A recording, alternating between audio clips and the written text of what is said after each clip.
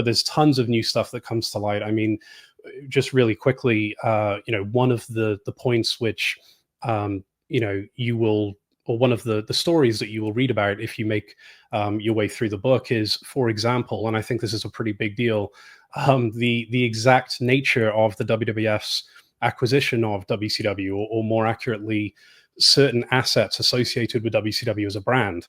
We had always heard about these figures, whether they be $2.5 million or $4.2/4.3 million if you factor in all of the costs associated with that purchase. And what you'll find if you read the book is the actual financial outlay for the WWF at that time exceeded that amount by close to a factor of 10. By virtue of how that deal was structured in a very deliberate way, I would argue, to potentially secure the maximum financial benefit for AOL Time Warner at that time. And so, with specific reference to the actual asset purchase agreement that the WWF and AOL entered into on March 29th, 2001, I walk you through exactly how that deal was made. Comments from Stu Snyder and some other people as well really sort of provide context to that. But that's a level of detail that wasn't even in the first book, and that's just one of, I think, many things that are in this book.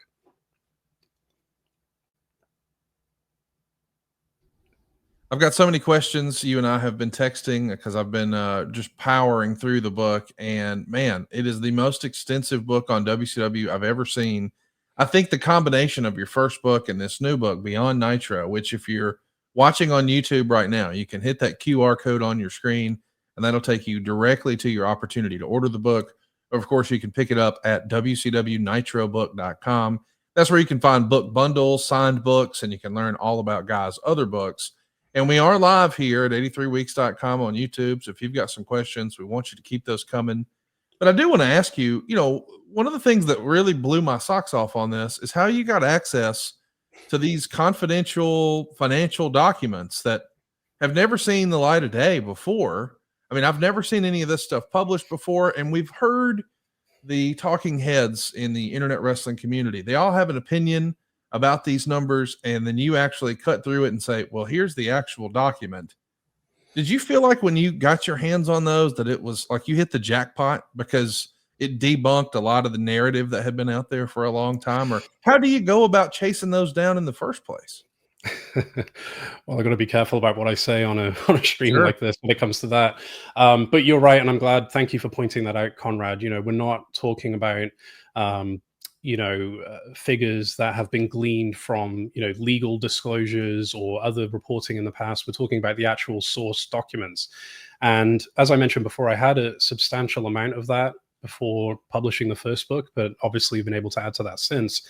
And a huge amount of detail on really the very, very inner workings of the Turner accounting system. And so I was able to look at these two factions, which I think have emerged over time, which is you have, I think, those who are more in the camp of you almost have to take the reported figures at face value, and there's no kind of need to investigate further. So whether it be, the $62.5 million loss in the year 2000, or whether indeed it be how profitable WCW was at its peak, I suppose one approach is to look at that and say, well, according to this outlet, according to this mainstream publication, these are what the numbers were. And so, we don't really need to look any further than that.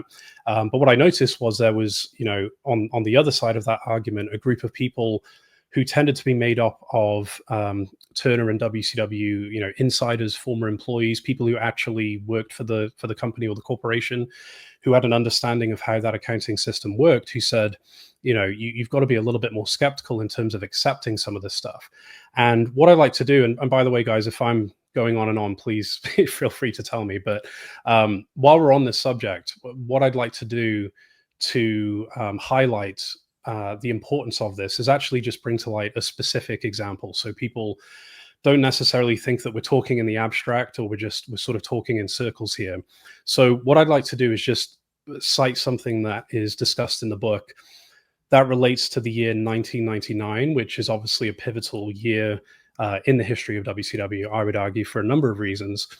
And before I address 1999, and I'm sure most people listening to this will already be aware of this, let's just remind ourselves that, 95, 96, 97, 98, of course, which was the peak really in terms of profitability.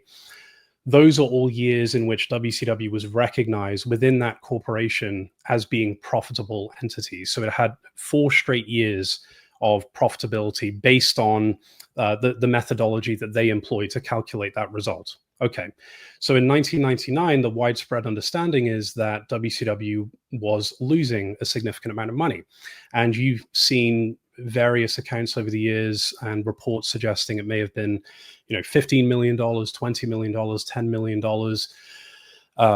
Brad Siegel, for instance, and I mention this because this is kind of a data point or an aspect to this that people commonly cite.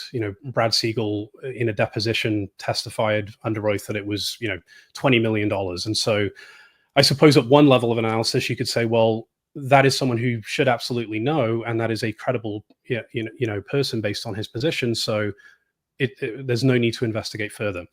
But what happens is when you actually look at the raw data, you find some interesting things. And one of those things, it relates to the stated marketing costs that WCW incurred in the year 1999. So prior to the Nitro era, again, according to the methodology that TBS employed, typically, if you were to look on the expense side of the ledger and look at how much money is WCW spending on marketing, or how much is being attributed to WCW, because those can be 2 different things, that number was typically less than $750,000. So in 1994, for example, it was $747,000. In 1995, the cost goes up to $1.13 million, which kind of makes sense in terms of the company's expanding. Nitro starts that year. Okay, so 747,000 to 1.13 million. 1997, we go now to 2.195 million. And if you look at the sort of overall increase in the budgetary expansion of WCW, that again sort of tracks and kind of makes sense. So now let's go to 1999. So in 1999, the total amount that was attributed to WCW with regard to its marketing costs, and I hope people are ready for this number if they haven't read the book already, was $23.85 million. Okay, so we have come from less than $1 million pre-Nitro to 1.13 to 2.195, and now in 1999 we're at 23.85 million. Well, according to the Turner books, they registered WCW or marked down WCW as posting a loss in 1999 of $11.03 million. Okay, so if we go back to that marketing side of the equation, if you take 1997 as a baseline, 2.195 million, and you look at the broader expansion of the overall budget from 97 to 99, it was an increase of 103.84%. Hope everyone's following me here, right? So overall, the cost of WCW's operations from 97 to 99 went up by 103.84%. If you apply that to the 1997 marketing cost, 2.195 million, you get a number of 4.474 million. You can tell I've been working on this for a while. These numbers are still fresh in my head. 4.474 million for 1999. In other words, you could reasonably project, if you were sitting there and looking at this expansion from 97 to 99, this is kind of where our marketing expenses should be, based on how traditionally it has been categorized within Turner. But you might say, well, hold on. In that intervening period, a couple of things happened. You had Thunder that was launched in 98. You had the WCW rebrand in 1999. Okay, so let's go ahead and let's double that expected cost of 4.474 million, which gets you to 8.95 million. So let's account for that expansion. Let's double it again. And what you would see is that still in 1999, just based on this one change in cost categorization alone, WCW would have been recognized as a profitable entity. So that is accounting for the salaries, accounting for the increased expense of the operation, accounting for the fact that pay-per-view revenues and ticket sales and so forth declined in 1999. even with all that being said, just that one particular change, which according to the sources that I have was based on an internal shifting of costs from the television networks to WCW, just that in and of itself was enough to put the company in a position where it was losing money for that particular year. Finally, because I know it's been going on for a while, people might say, well, hold on, what did things look like then in the year 2000? Okay, because you've established that the baseline was here. There's a massive jump. So from 97 to 99, that's an increase of 987%. That's pretty big. So what happened in the year 2000? The marketing costs on the books were still enormous in the year 2000, 18.48 million. And even until the very end, the early part of 2001, the company, again, based on what the book said, was still expending an enormous amount on marketing, $2.4 million in the first 60 days of 2001, which is more, even when you control for inflation, than 1994 and 1995 combined. Remember those numbers I mentioned earlier. So in case people were wondering, are we just talking in generalities here? And there's other specifics we can get into. And again, I try to be thorough, but please, interject if you want. But I just wanted to highlight that right off the bat to show people, yeah, that's actually kind of a big deal, because just that one change changes, the way that we look at WCW, I think, and wrestling history as a whole, if that makes sense. Don't we all love summer vacation, relaxing, laying out by the pool, barbecues, hitting the beach, doing, well, nothing? Well, how about a summer vacation from your house payments? With SaveWithConrad.com, you can do just that. Reduce your monthly payments by making the equity you built up in your home work for you.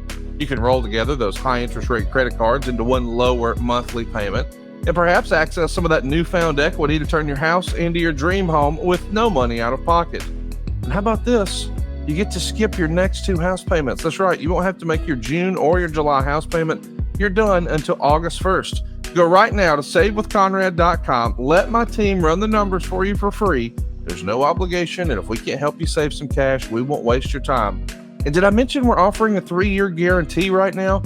That's right. That means if at any point interest rates improve over the next 3 years, you get a free refi. That's right. No new lender fees from us. So you get to save money now without wasting money later when the rates improve on a whole second set of closing costs.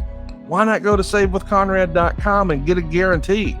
Save money now and save money later with your friend in the mortgage business. That's me, Conrad Thompson at SaveWithConrad.com. Shoot me an email at Conrad@SaveWithConrad.com. Give us a call at 888-425-0105. Or get yourself a quick quote, even talk to a live person right now at SaveWithConrad.com. NMLS number 2129, equal housing lender. Let's take a summer vacation from house payments at SaveWithConrad.com.